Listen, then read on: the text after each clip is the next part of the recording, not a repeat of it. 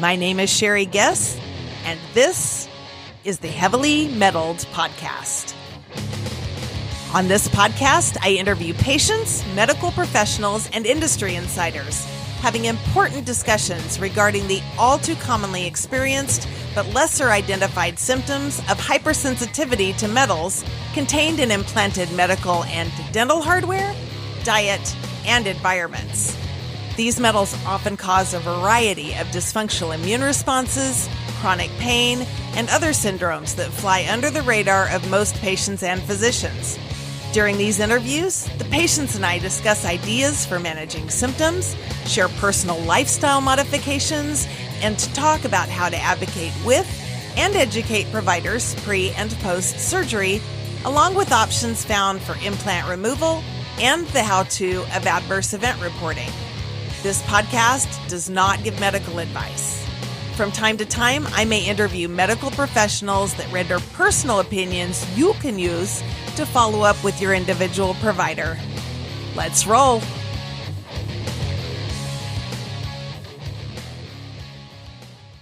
Hello, metalheads, and welcome to the very first episode of the Heavily Meddled Podcast. I'm so excited to have you join me on this journey deep into the hot button topic of metal allergies. Why this podcast? I almost died from an undetected allergy to orthopedic and dental hardware. This allergy is what's known as a cell-mediated type 4 delayed hypersensitivity reaction to metal alloys. It can present as systemic pain, neurological issues, autonomic nervous system dysfunction, cardiac abnormalities, autoimmune diseases, and a whole host of other signs and symptoms. Many patients are unaware that during routine surgeries and tests such as colonoscopies, appendectomies, hysterectomies, thyroid and gallbladder surgeries, even biopsies, and more, that metal clips, staples, and biopsy markers, just to name a few, are routinely left inside them without their knowledge. If they have orthopedic procedures or dental implants and do know that they have implanted hardware, oftentimes they're not told that metal allergies and foreign body reactions are real, nor are they told what signs and symptoms to watch for. These metal allergies are flying below the radar of physicians, surgeons, dentists, and other medical professionals. Physicians are not asking the important questions prior to surgery. They are not advocating for or knowledgeable regarding testing options for metal allergies. They believe that reactions are rare instead of realizing that they are underdiagnosed and underreported. Surgeons and other providers have forgotten that commercially pure titanium does not exist. It is always alloyed with other metals, and many don't know that an allergy to titanium is really a thing. It's not inert. All metals corrode and degrade within the body, and many common surgical metals release toxic ions into the bloodstream. Patients are suffering, going bankrupt, and dying because they don't realize that they could be allergic to what's inside them. I'll even bring up that you can have a immune reaction to the foreign body inside you, even if there is no allergy, just because the body's intelligent enough to realize it doesn't need to be there. But back to the metal allergy thing. Physicians are not trained to recognize the vast number of signs and symptoms that this metal allergy produces. How many cases of fibromyalgia are in fact reactions to metal inside of the patients that they don't realize is there, or that they don't realize that they're allergic to? My story is long, and it's emotionally hard for me to tell. Patients that have been through what I've been through feel the same way. It is somewhat traumatic to tell our stories over and over again. So part of my goal with this podcast is to create an online repository of our stories.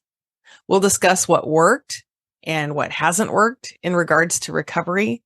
And the website will provide a comprehensive list of resources to help others on their journey of diagnosing and overcoming metal allergies.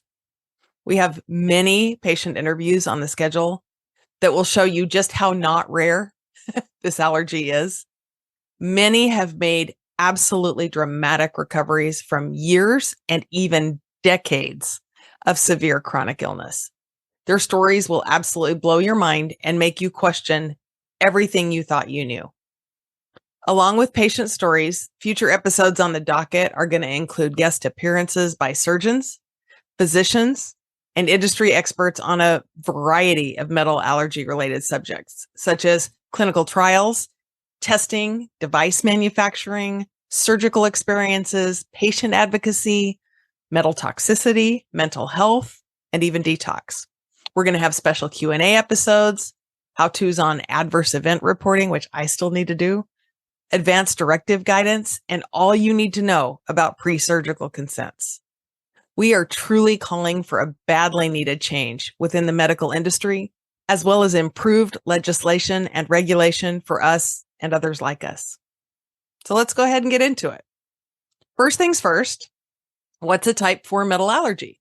A type 4 cell-mediated delayed hypersensitivity reaction is a type of immune response that involves activation of T cells, which are a type of white blood cell, in response to exposure to a specific antigen.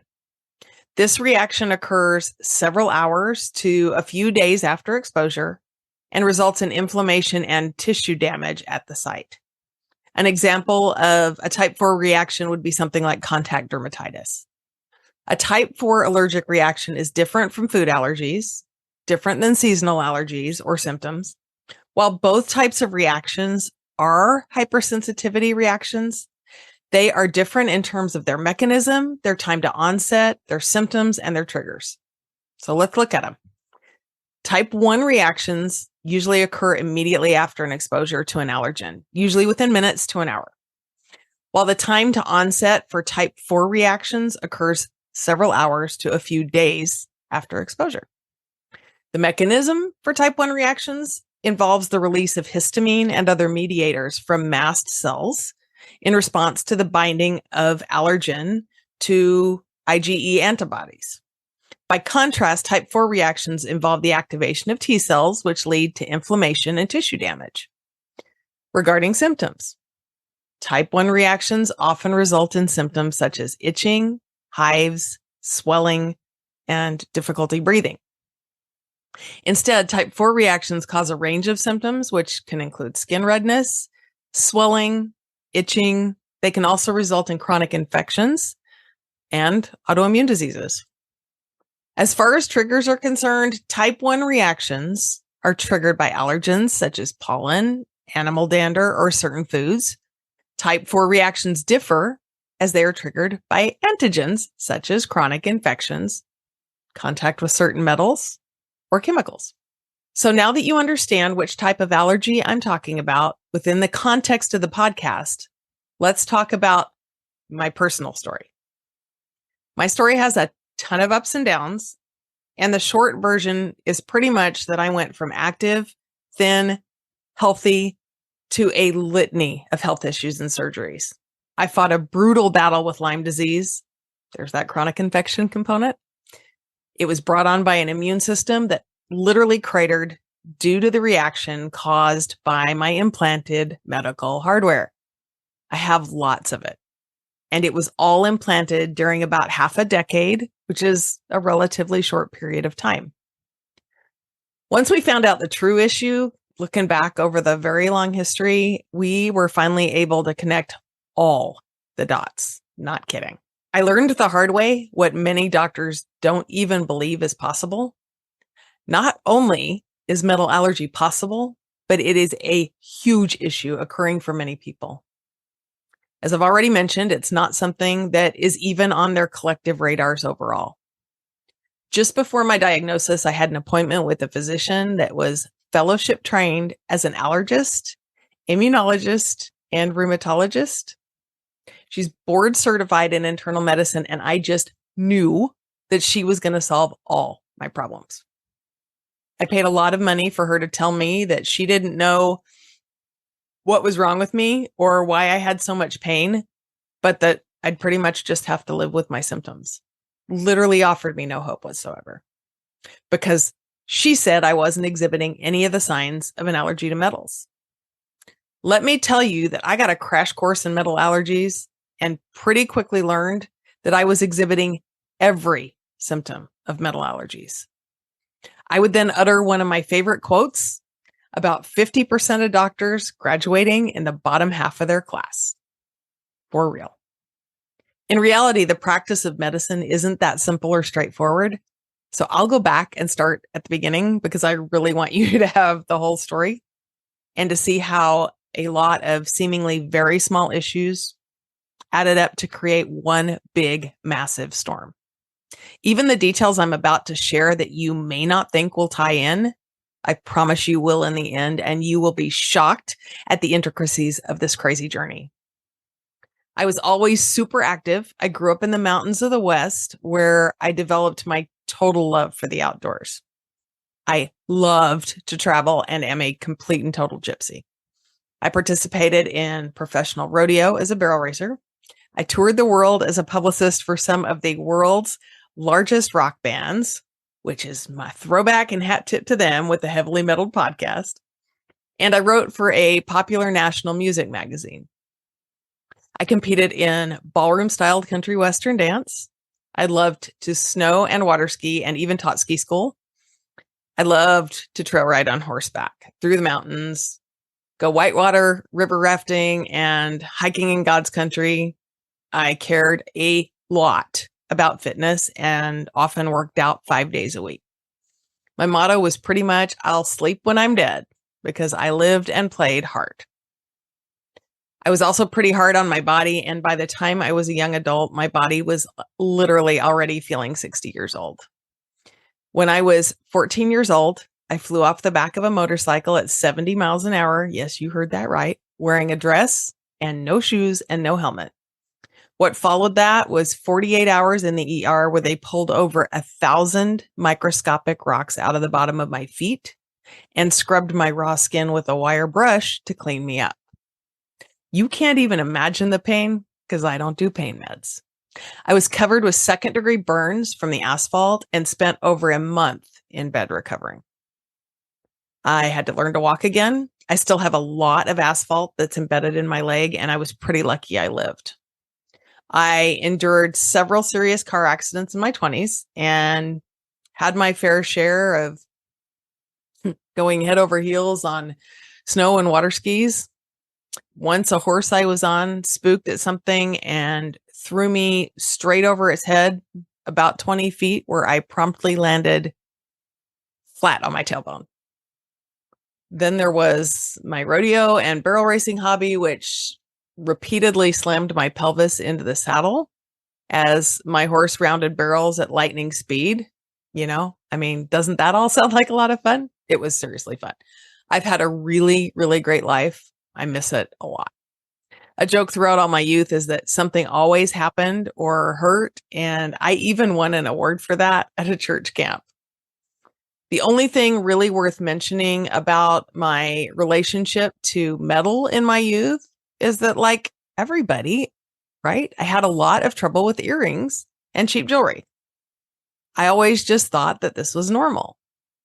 I never had braces, never had retainers or any other dental gear, which I'm super grateful for, as I've since learned that these cause a lot of issues in patients with reaction to metals. My own son, when he had braces, had canker sores in his mouth repeatedly. And I'll tell you about that as we get down the road. As I waltzed into adulthood, aging started to catch up with me. It always will. I married an amazing man that we all call St. Walter 26 years ago. A few years later, near 9/11, we adopted our son, Garrett, and we've been blessed to participate in the miracle of open adoption. Garrett is getting ready to start college later this year. We share a quaint cabin in the woods in rural North Texas with 2 Great Danes, a basset hound, geese, ducks, chickens, sheep, and horses. It's our own little corner of paradise. We're active in our church. We love to travel, especially in the mountains or cruising. And I sing in the Dallas Millennial Choirs and Orchestra, along with enjoying a full-time career as a super busy real estate agent.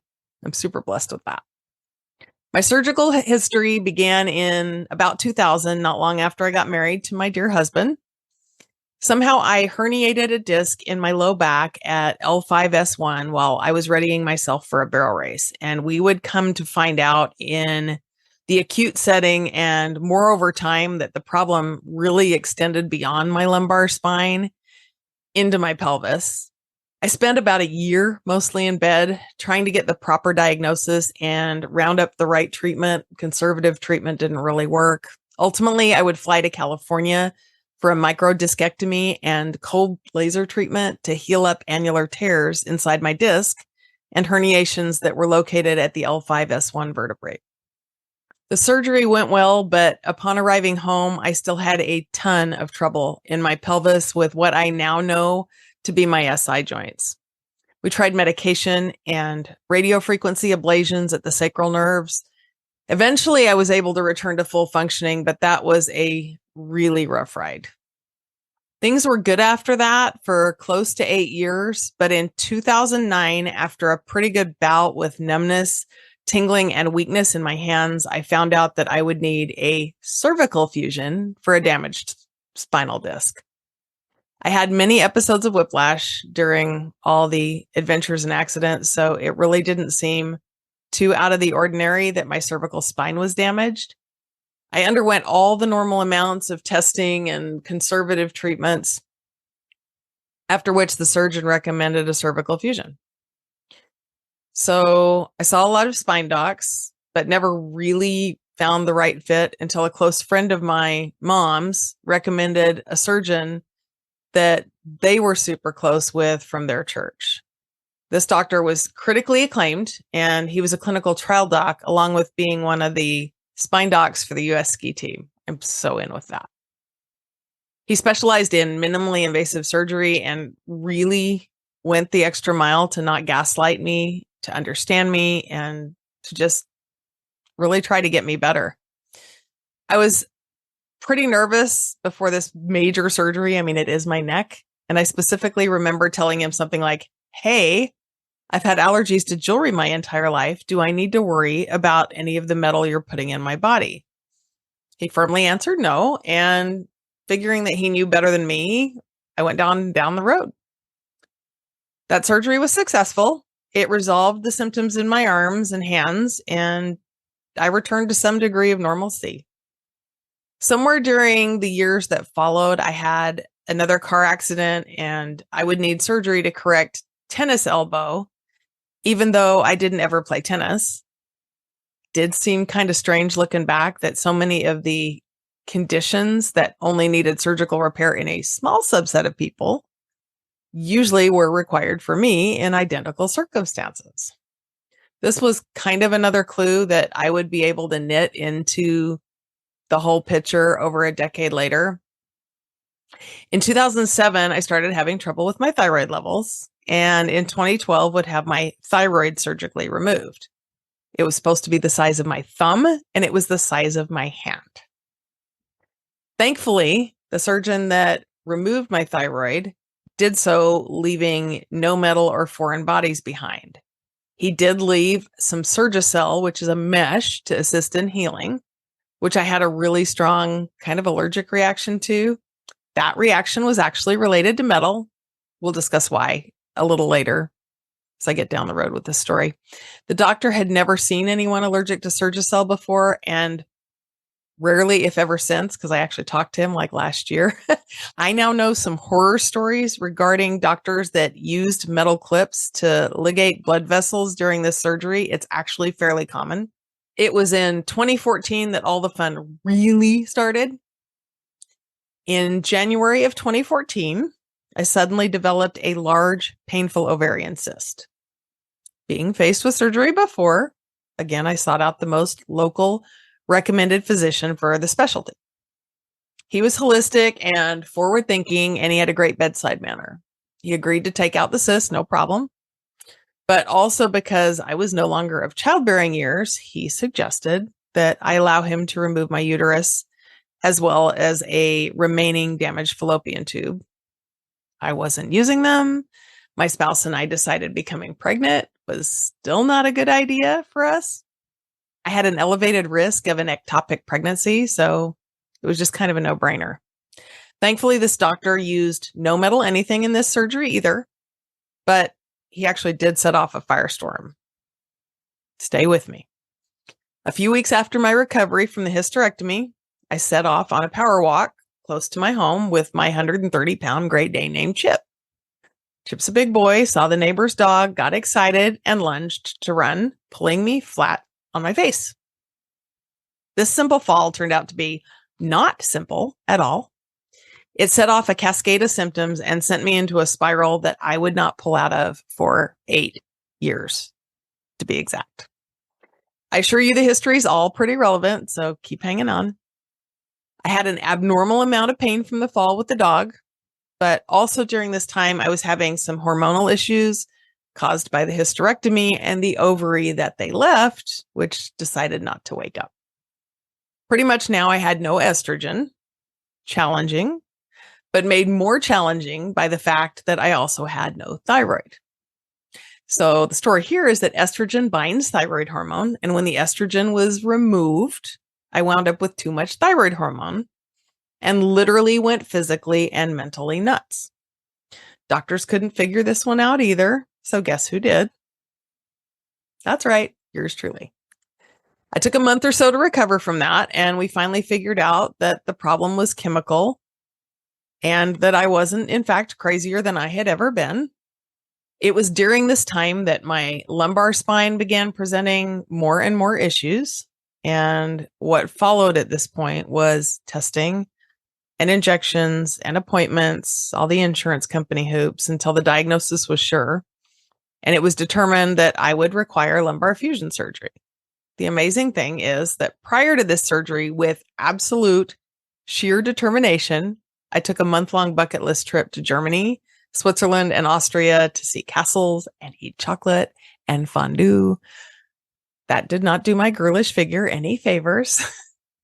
I had to lay down at least half of every day, including on the floor of the plane at my family's feet on the way over the ocean. I managed to make the rest work by wearing 3 large 12-hour lidocaine patches daily. That's a lot, y'all.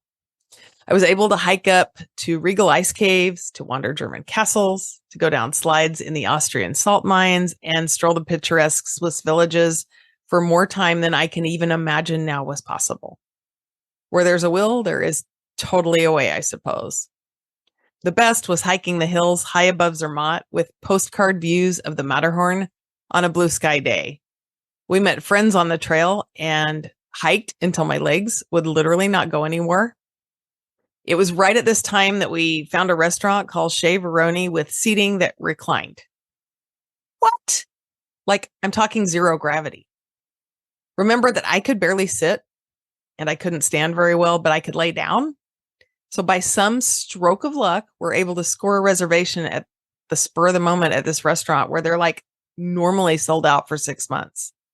We sat out there on this patio with a view through the restaurant's framed entrance of the Matterhorn and ate the best fondue with the best company.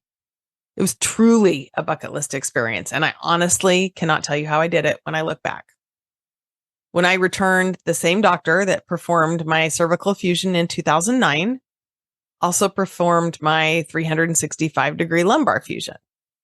He had all the newest technologies and even used stem cells in my surgery. It was the most painful surgery I have ever had. But after I got past the initial first week, I kind of got better by leaps and bounds pretty quick. I felt I was super fortunate to have one of the best surgeons in the world with all the latest and greatest progressive techniques. I pretty much considered myself way above the curve and just went quickly down the road. That particular surgery would implant 13 pieces of metal hardware into my lumbar spine between the front and the back. And now, a word from our sponsor. Attention metalheads, are you struggling with skin rashes, joint and systemic pain, or fatigue that just won't go away? Type 4 metal allergy is often overlooked as a culprit in many of today's chronic illnesses. Get to the root of the problem with ELISA testing. ELISA is a scientifically proven and clinically validated test that measures immune reactivity to metal allergens like nickel, cobalt, and titanium. With fast and reliable results, you can get the answers you need to find relief and live a healthier life. Don't let metal allergies control your life any longer. Visit melisa.org to learn more and schedule your test. Trust us, you'll be glad you did. Melisa, a valuable diagnostic tool in medicine. Somewhere between the fall with my dog and going to Europe, I had reached back between my car seat, kind of like that, picked up something super heavy. It was a pretty awkward angle, and I heard something tear in front of my shoulder. Imaging would concur that I did, in fact, tear something. Was able to get an injection to calm it down, but it really didn't solve the problem. And it was determined that I would need a surgery to my shoulder to repair some of those tears. Technically, the surgery was called a biceps tenodesis and a subacromial decompression of the AC joint. This was the same year as my lumbar fusion surgery, just a couple months later. And this would be surgery number 3 for the year. I didn't know it at the time, but during this surgery, they would insert a small metal clip just above my biceps muscle. I believe it was to anchor a tendon. I recovered well from the surgery ultimately, but it was pretty painful. And the one thing we weren't able to figure out until much later is that why just above my bicep tendon, I was not only numb, but I had a crazy amount of pain. Many days, at least for 6 months post-op, it would affect me to the point that I couldn't lift my arm. My surgeon thought that it was super strange and never really had an answer for it. Of course, I was a unicorn. Nobody else ever had this kind of trouble, just me. Of course, it was just me. In August 2015, I started having severe GI pain. This was unfamiliar to me and not something I had ever dealt with in the past. We thought it was my gallbladder, and as a result, I had my gallbladder removed. Come to find out, some number of months later, the pain had nothing to do with my gallbladder. It was being caused by a supplement that I was taking that I was super sensitive to. It turns out that I don't tolerate supplements that use a pathway in the body called the sulfur pathway. Apparently, this is really common. In reality, this wound up being a surgery that I didn't need to have. During the gallbladder surgery, unbeknownst to me, they left 3 metal hemoclips at the cystic bile duct stone. This is routine practice during cholecystectomy, and most times the patients are never told about the foreign body that was left inside them. My pain continued for months after the surgery until somebody made a totally random connection with the supplement. I quit taking the supplement. Supplements went away completely overnight. Wouldn't learn about the clips left inside me until 2021, which was 6 years later. Somewhere around the end of 2015, I started having neck pain again. I don't remember the specific symptoms, but again, I go back to my same spine doc. Again, I go through the series of imaging and injections and ultimately decided that I needed a second fusion at C6-7, which was below the first one. Again, hypermobility was blamed of the spine segment, and I wound up having that surgery in December 2015. Again, in a reasonable amount of time, I seemed to recover from the symptoms I was having prior to the surgery. Seemed to indicate the surgery was needed, but here's where it starts to come to a head and get real interesting. So by now, the little numb area in my right shoulder was a little better, and it only acted up on certain days. So it's now the summer of 2016, and clear out of left field, I started having severe insomnia. I didn't think anything about it for the first week or so. I'm a pretty good sleeper. So I would just take some NyQuil, some melatonin, and just didn't sleep very well. I chalked it up to old age or maybe to hormones. I didn't know what, but it was really becoming a factor that would actually grow worse over the months that followed and persist for years. Following the insomnia in the last quarter of 2016, again, completely out of the blue, I started having really severe neck pain with no provocation. I had to actually make an emergency appointment to go back to my surgeon because I was having unrelenting cramping, stabbing, and shooting pains in my neck down between my shoulder blades. I couldn't handle the weight of my head on my spine for more than a few short hours of any given day. My surgeon thought that I had a non-union of my fusion and sent me for an emergency CT scan. Everything would come back completely normal. It wasn't normal. I tried everything.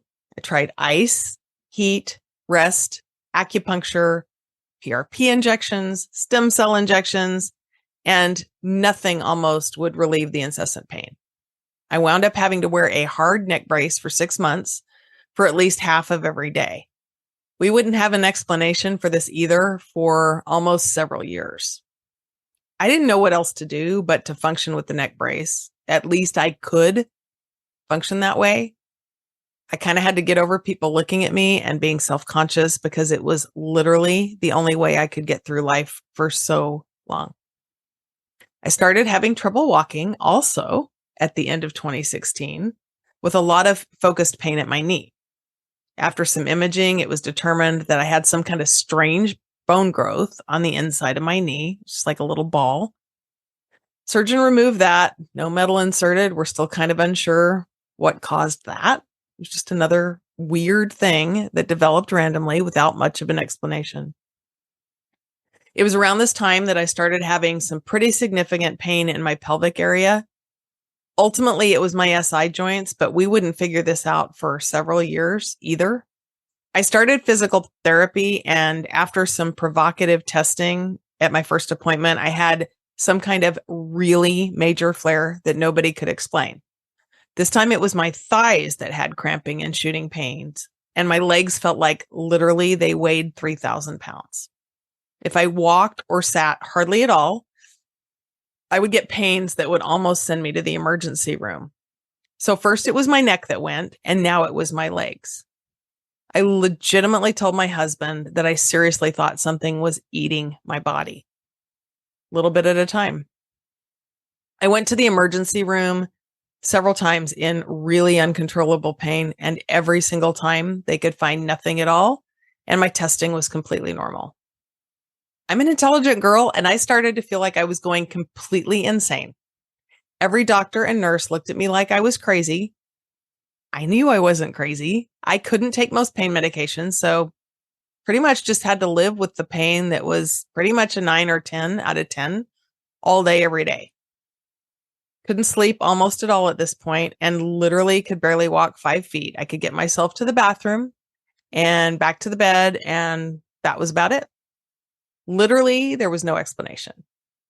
Oh, and when I stood up, my heart rate would rise to 130 beats per minute within 5 minutes of standing. No exertion. We're talking just doing the dishes. My resting heart rate was well over 100. Super comfortable. Not. Doctors told me that I was just stressed or I was anxious. I was having about 40 PVCs, which are heart palpitations, per minute. I remember I made my sweet husband take me in the middle of the night, one night, to a major hospital that was about an hour and a half away, and I remember screaming in the ER out of pain. This is a hospital that was known for their work with nerve issues. Figured this is what I need at this point since couldn't figure out what else was going on. They put me through a bunch of rigorous testing after admitting me, but again, everything came back spot on normal. They wouldn't find anything. By this point, I'm not sleeping at all. We're talking maybe 30 minutes out of every 24 hours. I was completely wired for no reason, none with an explanation anyway. I couldn't walk, and nobody could explain it.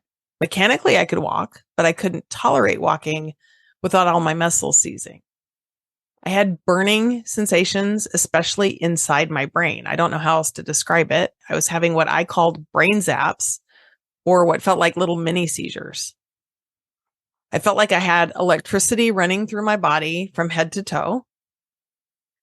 They did MRIs, CT scans, spinal taps, where they removed and analyzed my CSF, which is my cerebral spinal fluid. Ultimately, they would discharge me because every single thing came back normal. You can imagine the despair when a little bit at a time, your whole body is completely shutting down, and on paper, you look like you're completely normal. No wonder everybody thought I was crazy. We don't get to the metal allergy diagnosis for several years, and there's still a little bit of a story between here and there. But every detail I'm telling you is completely relevant, and you are going to be amazed to see how this all comes together. So please keep hanging out. From well before I was ill, I had an amazing doctor who I say is the closest thing to a spiritual experience I've ever had at a doctor's office. He runs a holistic wellness clinic and spent so many hours with me during this time over so many months. His clinic was 2 hours away from my home, and literally the only way I could get there was to have a friend who's a retired nurse drive me laying down on the floor of my car. This is pretty much how I was transported through my life for several years, because it was the only way I could get anywhere. Talk about humiliating, and what a sacrifice for my sweet friends. I had to depend on everybody but myself for so long, and that was not at all how I was raised or how I function as a type A personality. I was determined to live somehow, so there just literally had to be an answer. My driver would, for real, carry a cot into the practice for me, where I'd spent many days hooked up to this or that IV because I couldn't sit or stand. I called it my throne. I would eat my food laying on this or the floor. For the same reason, I even rehearsed laying down for years with my choir. And on performance dates in really large performance venues, they even kept a cot for me just off the risers backstage so I could get on and off quickly and back to a position I was comfortable. What a blessing that was. It saved me during those years. I had to buy 2 seats in movie theaters just to tolerate a movie and had to lay completely flat. Pretty quickly, within a few weeks, this amazing doctor diagnosed me with Lyme disease. It was an accurate diagnosis in part at the time. Lyme is a clinical diagnosis based on a conglomeration of symptoms because testing in the US is completely inaccurate. There are over 100 strands of Lyme, and the primary labs here, Quest and LabCorp, test for 3. That's why most patients with Lyme have a negative Lyme test. There are labs that specialize in tick testing that are more reliable, but still not perfect. And many doctors don't know of them or know how to use them. For so many years, we thought it was just Lyme disease and started doing everything we could to aggressively treat it. It's very difficult to treat Lyme because when you kill the bacteria, they give off toxins that make all the original symptoms worse. It's called a Herxheimer reaction, or Herx for short in the Lyme community. You can't just treat Lyme in a few short days or weeks and have it go away. It's really difficult to tolerate the treatment, and many patients treat their Lyme their whole lives to only get marginally better. I tried PICC line antibiotics, essential oils, herbs, infrared saunas, ozone, and finally settled on what worked best for me, which was a Rife machine, but more on that in another episode. Once I had a doctor tell me that if he had to choose between Lyme and cancer, he would choose cancer because it was easier to treat. I'm thinking he's not wrong, although I haven't had cancer and I hope not to. Lyme usually doesn't come alone either. Patients that are infected are usually co-infected with 3 to 6 additional bacterium and chronic viruses, many times more. The other difficult thing about Lyme is that the medical community, by and large, doesn't know how to recognize or treat it, and so they deny and ignore it. Most patients are left diagnosing themselves and footing really expensive bills for treatment by themselves, if they can afford to do that. Many can't. Many are too sick to figure it out. And even if they could, they tragically wind up dying by suicide. Lyme disease is one of the great worldwide tragedies.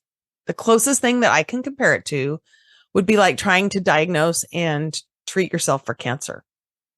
Lyme can lay dormant in the body until it's triggered by an event that lowers the immune system, such as a metal allergy or a trauma or a severe illness.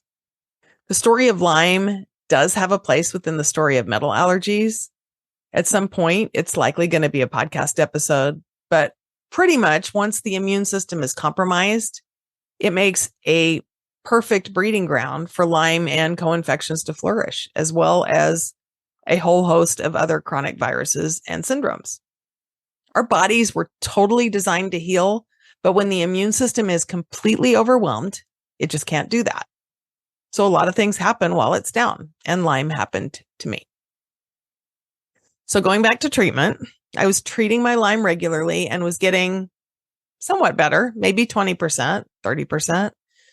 It's probably worth mentioning that during this time, I was doing a lot to treat my Lyme with essential oils, taking a certain line of essential oils internally and frequently every day. One of the oils I was taking was called Thieves or On Guard. Suddenly, out of nowhere, I broke out in hives all over my face, and I went from taking it 4 times a day for like 7 or 8 months to not ever being able to touch it again without this kind of reaction, and many other essential oils. Just another pathway in my body shutting down. Pretty discouraging. Almost everything I'm trying to do to help it during those days turned against me. There was a reason for this that was also related to metal. We'll get there. I also had a great pain management doctor that kept me going with injections and compassion, but we were still looking for answers. There still had to be an answer for why I couldn't walk. Every time I tried, I would get these stabbing, shooting pains down my thighs and wind up in bed for weeks on end. Same old story. Everything looks normal on my imaging and testing. Nobody's ever heard of what's happening to me, happening to anybody else. So my pain management doctor is starting to suspect I was having trouble with my SI joints, which are joints on either side of the pelvis below my lumbar fusion. Many times when you fuse a segment of the spine, the segments above it and below it can become hypermobile. This causes all kinds of pain and symptoms, and SI joint pain treatment is controversial and relatively new in the world of spinal surgery. Many doctors were not trained to look at pain that originated in the SI joints, and until recently, there haven't been treatments that have worked to address the pain, even if the diagnosis was entertained. My pain management doctor had a relationship with a clinical trial doctor that specialized in a new surgery to fixate the SI joints in the pelvis. Many patients that had tried and failed at other therapies were getting a lot of pain resolution with this type of surgery. This was something we definitely needed to explore. So I go to see the surgeon, I get the tests, and it was determined, of course, that I'm pretty much a slam dunk for SI joint surgery. The surgeon said usually when they do one side, they don't need to do the other because doing the one side often stabilizes both sides. So I thought that was pretty good news. Doing the one side supposedly worked in about 90% of cases, so I'm thinking this is pretty good odds. I talked to a few patients who had their SI joints fused prior, and they were able to get completely back to what had been their prior mobility. Most of them did not have regrets about the surgery and said it was fairly well tolerated. So I was pretty sure at this point that this was the answer that I was looking for. In January 2020, right at the start of COVID, I had my right SI joint fused. This surgery required me to stay off the affected leg for 2 to 3 weeks, requiring the use of a walker. I could tell that I was improved immediately following the surgery, as I was able to sit almost all day. Prior to surgery, by comparison, I hadn't been able to sit almost at all. As the recovery progressed, I was increasingly able to bear weight on that leg and pretty much able to stand much, much longer than I was able to before my surgery. So initially, the surgery seemed like a slam dunk. Mechanically, I was way better and no longer really confined to bed. A few weeks after I started weight bearing, I started trying to walk again. I started with a walk up my driveway to the mailbox, and this walk is about 1/8 of a mile round trip. Because I used to be so active prior to my surgery, and I was convinced that this surgery was the rest of the story to end the mobility issues, I set a goal to begin to walk every day.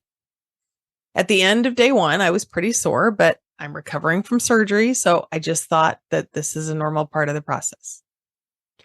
At the end of my walk on the second day, within 30 minutes, I had severe pain that literally put me back in the bed. In the days to come, I would consult with my surgeon, who was pretty convinced that if it continued to be painful, I need to have the other side done as well. Of course. Here's where it all starts to come together and make sense. Though I was mechanically better from the surgery, I was physically worse. I had more pain and mild flu-like symptoms, more joint pain, more food sensitivities. I had more seasonal allergies and just thought, perhaps I had a virus. This is about the time COVID started. So I thought maybe I had long COVID, even though I don't think I ever had COVID. I didn't know. I kept forging ahead because by now I had learned how to deal with pain day in and day out. It was a sad reality, but it was what it was. I had 2 options, quit or continue. And believe me, I thought about quitting more than once. I wish I could say that the pain got better as I recovered, but it didn't. And after months of it not changing, my surgeon and I determined the best course of action was to fuse the other side of my pelvis as well. I did get a ton of relief from the first surgery, so there was no indication at that time that we weren't moving in the right direction to get me back up and mobile again. In July 2020, we fused the left SI joint. This surgery was much like the right side in terms of the procedure and in terms of the recovery. The surgery went as planned, and my recovery afterward was about the same. It was at this juncture that something pivotal happened that would change the course of my life. I started having a tremendous amount of systemic pain about 2 weeks after surgery. Instead of continuing the trajectory to get better, as I had been doing now for years with Lyme, I literally was just going downhill as far as pain went, completely moving in the wrong direction. Every single cell, fiber, muscle in my entire being hurt from head to toe. You cannot imagine that a body can hold that much pain. I noticed now that I really couldn't eat any high histamine foods without breaking out in hives and having even more severe systemic pain. In the hours and days that followed, particularly painful, and this was new, were the joints in my fingers. The joints were red and swollen, and if I ever hit my hand on anything, even lightly, it was absolutely excruciating. On the days that the pollen was extremely high outside, which is really common where I live in Texas, everything was so much worse. I could hardly move. It was right at this juncture that I was starting to notice that I was having a major histamine problem. Within days of this realization, something else happened. I put on a piece of jewelry that I had worn for more than 20 years without any issue. The minute it touched my skin, I broke out in a huge welty rash, and I also had a metal taste in my mouth clear out of nowhere. It was right then that the light bulb went off, and I had the biggest epiphany of my entire life. My brain just went round and round. I was thinking, more pollen, more pain. High histamine food, more pain. Histamine equals pain? Why now? What's changed? More metal. In that second, I was filled with dread. I knew in that moment that I was allergic to my metal hardware. I was as sure of it as I am sure of my name. This was the elusive why. Check out episode 2 for part 2. You're going to hear how it all comes together and I connect all the dots. It was quite a ride, trust me. Thank you for tuning in today. Please don't forget to follow me on social media and to like, share, and subscribe. My primary mission is reaching out to others who may be suffering from hypersensitivity reactions to metal implants and pointing them to resources that can assist with hope, help, and healing. If you know someone that suffers from a chronic illness, you might ask if they have any implanted metal hardware and if they've ever had a reaction to jewelry or metals of any kind. Might not even be on their radar. Visit us at heavilymetaled.com where you can find images and documentation relating to our show today, as well as a number of valuable resources and links to assist you on your own personal healing journey. Until next time, keep on rocking.